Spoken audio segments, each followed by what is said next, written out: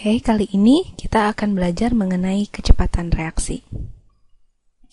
Apa itu kecepatan reaksi? Nah, seperti yang adik-adik ketahui, reaksi zat kimia itu ada yang berlangsung cepat, ada yang berlangsung lambat. Seperti kalau misalkan adik-adik membakar mercon ya, pasti reaksinya berlangsung sangat cepat. Berbeda dengan ketika besi berkarat, reaksinya akan berlangsung cukup lambat. Nah, kecepatan atau laju reaksi ini didefinisikan sebagai perubahan konsentrasi molar per reaksi atau hasil reaksi per satuan waktu. Dalam hal ini, tentu konsentrasi per reaksi akan berkurang seiring bertambahnya konsentrasi produk. Misalkan ada reaksi P menjadi Q, maka nanti laju P itu sama dengan perubahan konsentrasi P per satuan waktu. Sedangkan laju Q itu sama dengan perubahan konsentrasi Q per satuan waktu. Nah, agar adik-adik tahu konsentrasi itu, seperti yang adik-adik tahu kan satuannya bisa molar ya, kalau dia bentuknya larutan. Bisa juga mol kalau dia bentuknya padat atau cair. Atau bisa juga liter kalau dia bentuknya gas. Jadi konsentrasinya tidak harus selalu molar. Ini lambang dari konsentrasi P. Ini lambang dari konsentrasi Q. Perubahan waktu. Oke. Nah, sekarang untuk reaksi yang lebih kompleks seperti reaksi berikut, nah ada P plus Q menjadi R plus S, maka nanti persamaan laju reaksinya menjadi persamaan laju reaksinya menjadi kakak tuliskan di sini lambangnya R-nya untuk rate, untuk laju reaksi sama dengan 1/A dikali perubahan konsentrasi P per satuan waktu.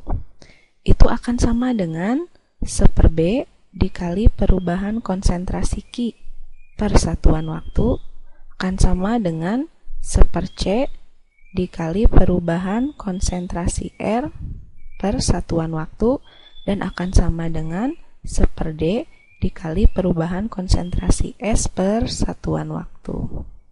Nah, karena konsentrasi per reaksi ini akan berkurang, maka di sini tandanya minus. Tapi minus ini nanti tidak ngaruh ke perhitungan ya. Tanda minus ini hanya menunjukkan bahwa konsentrasi per reaksi itu berkurang. Sedangkan ini tandanya positif karena produk itu selalu bertambah konsentrasinya. Sehingga nanti perbandingan laju reaksi dalam satu reaksi sama dengan perbandingan koefisien reaksi.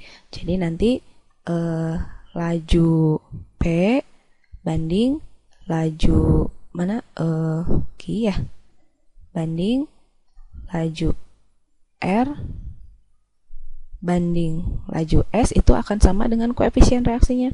Jadi A banding B banding C banding D. Oke. Kita coba ke contoh soal berikut. Reaksi ion bromida dan ion bromat dalam suasana asam mengikuti persamaan kimia berikut.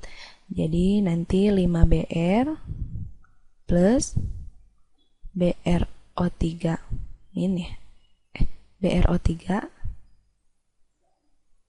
plus 6H plus menjadi 3Br2 plus 3H2O. Nah, ini persamaan reaksinya. Jika kecepatan pembentukan H2O, mana H2O? Nah, di sini ya. Jika kecepatan pembentukan H2O itu sama dengan 1,5 mol liter min 1 S min 1 molar per sekon, berapa kecepatan penguraian ion bromida? Penguraian ion bromida. Oh, berarti di sini ion bromida. Ini benar, tandanya negatif nih adik-adik ya. Enggak ada di sini. Nah, oke. Yang ditanya adalah ini, laju penguraian ion bromida, laju Br-min. Seperti yang adik-adik ketahui, sebelumnya kita dibahas kan perbandingan laju itu sama dengan perbandingan koefisiennya.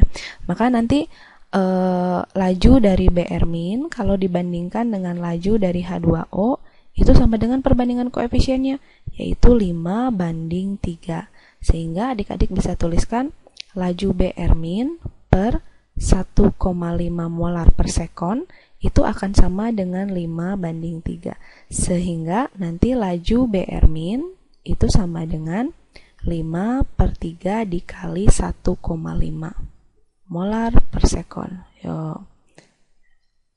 Oke, kita hitung di sini. 15 dibagi 3 itu 5 kan. Jadi kalau 1,5 dibagi 3 itu hasilnya nanti 0,5. Tinggal adik-adik jumlahkan.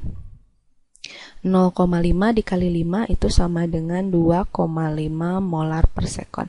Jadi laju penguraian ion bromida adalah 2,5 molar per sekon. Oke, itu mengenai definisi kecepatan reaksi. Biar adik-adik lebih handal, adik-adik harus banyak berlatih. Selamat berlatih.